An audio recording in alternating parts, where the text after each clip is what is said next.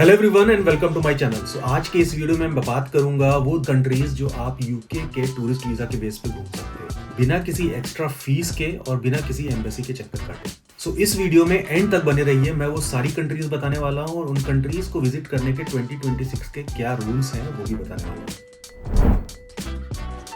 सबसे पहले 4 रूल्स जो आपको फॉलो करने हैं। रूल नंबर 1, आपका UK standard visitor visa multiple entry होना चाहिए। रूल नंबर 2, आपका यूके का विजिटर वीजा यूज्ड होना चाहिए। सो आप पहले यूके ट्रैवल करो, यूके में स्टैंपिंग करवाओ और फिर उसके बाद आप बाकी की कंट्रीज घूम सकते हो। रूल नंबर 3 है 6 महीने की वैलिडिटी। सो आपका यूके का टूरिस्ट वीजा कम से कम 6 महीने की वैलिडिटी होनी चाहिए। रूल नंबर 4 है डिजिटल ई वीजा। सो अभी सारे वीजाज ई वीजाज में कन्वर्ट हो चुके हैं, तो अपना यूकेवीआई अकाउंट और शेयर कोड हमेशा रेडी रखिए। तो चलिए शुरू करते हैं। सबसे पहले बात करते हैं आयरलैंड की। ये काफ़ी कूल ऑप्शन है क्योंकि ये यूके का बिल्कुल पड़ोसी है, पर टेक्निकली ये एक अलग कंट्री है।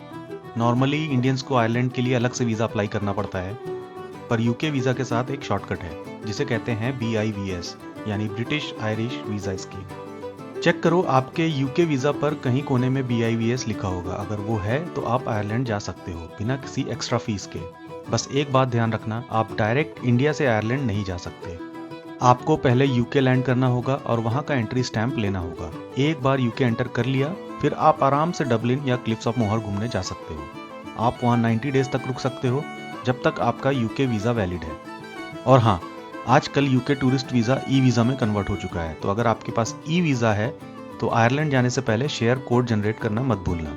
लेकिन अगर आपके पास स्टिकर है तो शेयर कोड जनरेट करने की कोई ज़रूरत नहीं। अब बात करते हैं एक ऐसी जगह की जो हर इंडियन ट्रैवलर की बकेट लिस्ट में होती है, टर्की। वैसे तो टर्की का स्टिकर वीज़ा लेने में काफ़ी टाइम और पेपर वर्क लगता है, लेकिन अगर आपके पास यूके वीज़ा है तो आपके लिए गेम बिल्कुल अलग है। इंडियंस जिनके पास वैलिड यूके वीज़ा है वो टर्की का ई वीज़ा ऑनलाइन अप्लाई कर सकते हैं। बस उनकी वेबसाइट पर जाओ, डिटेल्स भरो और मुश्किल से 10 से 15 मिनट में आपका वीज़ा आपके ईमेल पर आ जाता है। बस 2-3 बातों का ध्यान रखना। पहला, आपका यूके वीज़ा टर्की की एंट्री के टाइम पे वैलिड होना चाहिए। दूसरा, आयरलैंड की तरह यहाँ पे यूके वीज़ा यूज्ड होना कंपलसरी नहीं है, मतलब कि आपको पहले यूके विजिट करना कंपलसरी नहीं है। तीसरी बात, 2026 में यूके अब स्टिकर्स की जगह ई वीज़ा यूज कर रहा है, तो जब आप टर्की का ई वीज़ा का फॉर्म भरो तो अपना यूके का शेयर कोड और डिजिटल प्रूफ रेडी रखो, क्योंकि बॉर्डर पर ऑफिसर वो चेक कर सकता है। ये वीज़ा आपको 30 डेज तक घूमने की परमिशन देता है, तो अगर आप लंदन जा रहे हो तो रास्ते में इस्तांबुल का स्टॉप ओवर तो बनता है।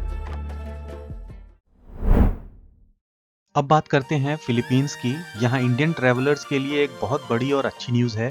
पहले यहाँ सिर्फ 14 डेज मिलते थे, लेकिन लेट 2025 में रूल्स चेंज हो गए हैं। अगर आपके पास एक वैलिड यूके वीज़ा है तो आपको फिलीपींस में 30 डेज की वीज़ा फ्री एंट्री मिलती है। यस, पूरा 1 महीना। इसका प्रोसेस बहुत सिंपल है। बस लैंड करते वक्त आपके पास 4 चीजें होनी चाहिए। आपका यूके वीजा, डिजिटल या स्टिकर दोनों चलेंगे, पासपोर्ट जिसकी वैलिडिटी 6 मंथ बाकी हो, एक रिटर्न टिकट जो ये दिखाए कि आप 30 डेज के अंदर वापस जा रहे हो, और लैंडिंग से पहले ई ट्रैवल पोर्टल पर रजिस्ट्रेशन। एक जरूरी बात, ये 30 दिन की एंट्री नॉन एक्सटेंडेबल है, लेकिन 30 दिन काफी है वहां के अमेजिंग आइलैंड्स और बीचेस एक्सप्लोर करने के लिए। नेक्स्ट कंट्री है अल्बानिया। ये कंट्री आजकल इंस्टाग्राम पर काफ़ी वायरल है, और अच्छी बात यह है कि अगर आपके पास multiple entry UK tourist visa है तो आपको अलग से कोई वीज़ा नहीं चाहिए। आप यहाँ आराम से 90 डेज तक रह सकते हो। अब यहाँ एक बहुत ज़रूरी रूल है, आपका यूके वीज़ा प्रीवियसली यूज्ड होना चाहिए। मतलब आप डायरेक्ट इंडिया से अल्बानिया नहीं जा सकते। पहले आपको यूके लैंड करना होगा, वहाँ का एंट्री स्टैम्प पासपोर्ट पर लेना होगा, और उसके बाद ही आप अल्बानिया एंटर कर सकते हो।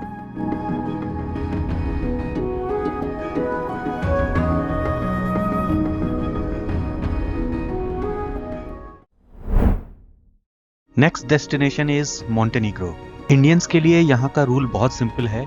अगर आपके पास valid multiple entry UK visa है तो आप मॉन्टेनीग्रो में 30 डेज तक बिना किसी सेपरेट वीज़ा के घूम सकते हो। लेकिन यहाँ एक बहुत ज़रूरी रूल है जो लोग मिस कर देते हैं। आपको वहां लैंड करने के 24 आवर के अंदर अपने आप को लोकल पुलिस या टूरिस्ट ऑफिस में रजिस्टर करवाना होता है। अगर आप किसी होटल या एयरबीएनबी में रुक रहे हो तो वो ये काम आपके लिए कर देंगे, लेकिन एक बार कंफर्म जरूर कर लेना। रिक्वायरमेंट वही पुरानी है, आपके पास यूके वीज़ा होना चाहिए, पासपोर्ट में कम से कम 3 महीने की वैलिडिटी होनी चाहिए और आपके पास ट्रैवल इंश्योरेंस ज़रूरी है। मॉन्टेनीग्रो काफ़ी छोटा है तो 30 डेज पूरी कंट्री को एक्सप्लोर करने के लिए मोर देन इनफ है। नेक्स्ट है सर्बिया। यहाँ एक बहुत बड़ा कंफ्यूजन है जो मैं क्लियर कर देता हूँ। पहले इंडियंस के लिए सर्बिया बिल्कुल वीज़ा फ्री था, लेकिन 2023 से उन्होंने ये रूल हटा दिया है। लेकिन अगर आपके पास वैलिड यूके वीज़ा है तो आपको फिक्र करने की ज़रूरत नहीं, आप अभी भी सर्बिया में वीज़ा फ्री एंट्री ले सकते हो और वहाँ 90 डेज तक रह सकते हो। इसके लिए बस 2 चीज़ों का ध्यान रखना।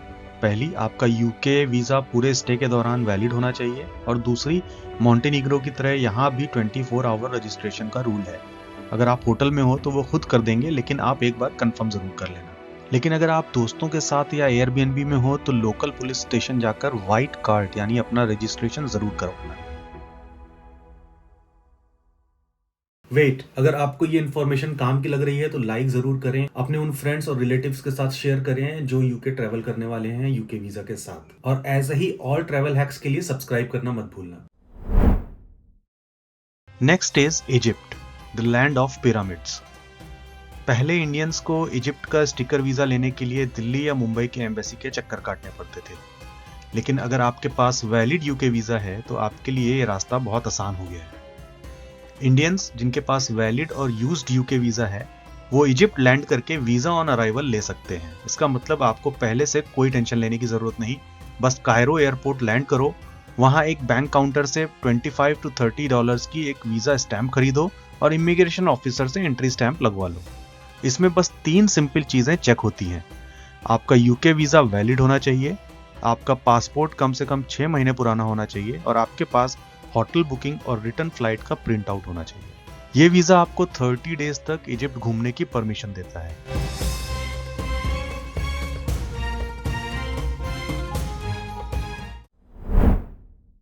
अगर आपको दुबई के भीड़ भाड़ से हटकर कुछ पीसफुल और ऑथेंटिक देखना है तो ओमान परफेक्ट जगह है। इंडियन ट्रैवलर्स के लिए यहाँ एक बहुत ही ज़बरदस्त डील है जिसे कहते हैं कंडीशनल वीज़ा फ्री एंट्री। अगर आपके पास एक यूके का वैलिड वीज़ा है तो आप ओमान में 14 डेज तक वीज़ा फ्री घूम सकते हो।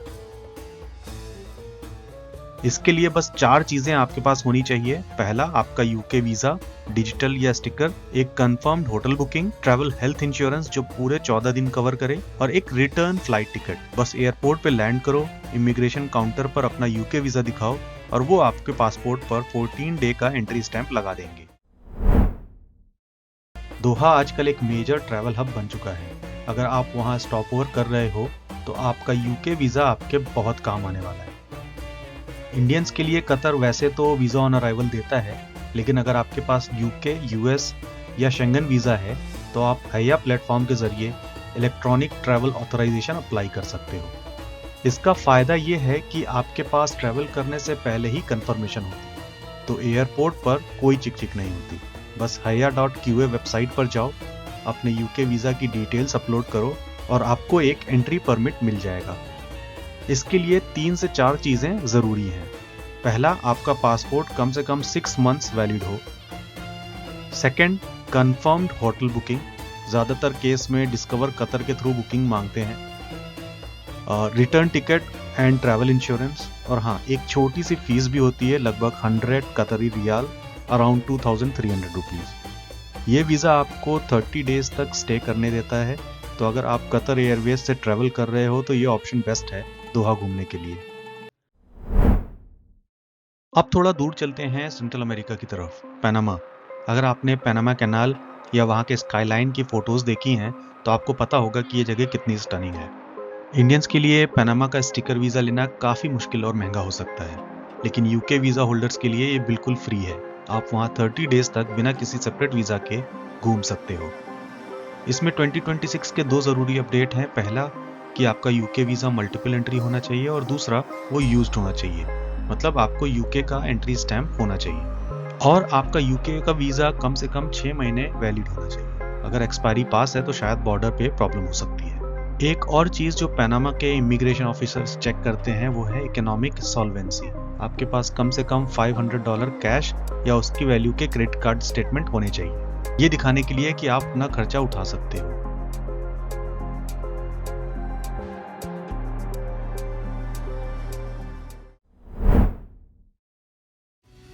अब चलते हैं कैरेबियन की तरफ, डोमिनिकन रिपब्लिक।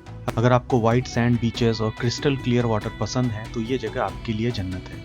नॉर्मली इंडियंस को यहाँ जाने के लिए लंबा चौड़ा वीज़ा प्रोसेस फॉलो करना पड़ता है, लेकिन यहाँ एक बहुत बड़ा शॉर्टकट है। अगर आपके पास एक वैलिड यूके वीज़ा है तो आप यहाँ 30 डेज तक बिना किसी सेपरेट वीज़ा के घूम सकते हो। इसके लिए बस एक छोटी सी फीस देनी पड़ती है जिसे कहते हैं टूरिस्ट कार्ड। ये लगभग $10 का होता है। ज़्यादातर एयरलाइंस ये फीस आपके टिकट प्राइस में ही पहले से इंक्लूड कर लेती है, तो आपको अलग से कुछ पे करना नहीं पड़ता। बस 2026 के 2 ज़रूरी रूल्स याद रखना। पहला, आपको ट्रैवल से पहले एक ऑनलाइन ई टिकट भरना होगा। ये बिल्कुल फ्री है और ये आपकी एंट्री एग्जिट डिटेल्स के लिए होता है। इसका QR कोड आप अपने फ़ोन में रेडी रखें। दूसरा, आपका पासपोर्ट 6 मंथ वैलिड होना चाहिए और आपके पास एक रिटर्न टिकट होनी चाहिए। बस अपना यूके का वीज़ा दिखाओ, 30 डे की एंट्री लो और कैरेबियन वाइब्स एंजॉय करो।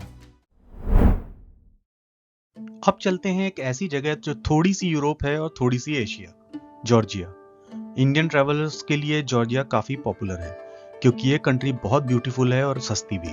अगर आपके पास मल्टीपल एंट्री यूके वीज़ा है तो आपको कोई ई वीज़ा या स्टिकर वीज़ा अप्लाई करने की ज़रूरत नहीं है। आप जॉर्जिया में 90 डेज तक वीज़ा फ्री रह सकते हो, लेकिन यहाँ 2026 का एक बहुत बड़ा अपडेट है। अब जॉर्जिया एंटर करने के लिए आपके पास मैंडेटरी हेल्थ इंश्योरेंस होना चाहिए। इसकी कवरेज कम से कम 30,000 जॉर्जियन लारी होनी चाहिए, जो 11 से 12,000 $US बनते हैं। बिना उसके आपको इमिग्रेशन पर प्रॉब्लम हो सकती है। रिक्वायरमेंट वही है, आपका यूके वीज़ा वैलिड होना चाहिए और आपके पास रिटर्न टिकट होना चाहिए।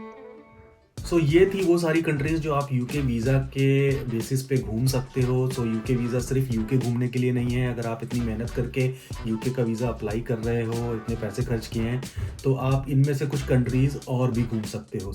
जस्ट एक लास्ट वार्निंग, ये जो मैंने रूल्स बताए हैं ये 2026 के हैं, बट जब भी आप फ्लाइट बुक करें तो मेक श्योर कि आप एम्बेसीज़ की वेबसाइट पर जाके लेटेस्ट रूल्स ज़रूर चेक करें, क्योंकि ये सारे रूल्स बहुत ही फ्रीक्वेंटली चेंज होते रहते हैं। तो आप कमेंट करके बताइए कि आप इन सारी कंट्रीज में से कौन सी कंट्री जाना पसंद करोगे।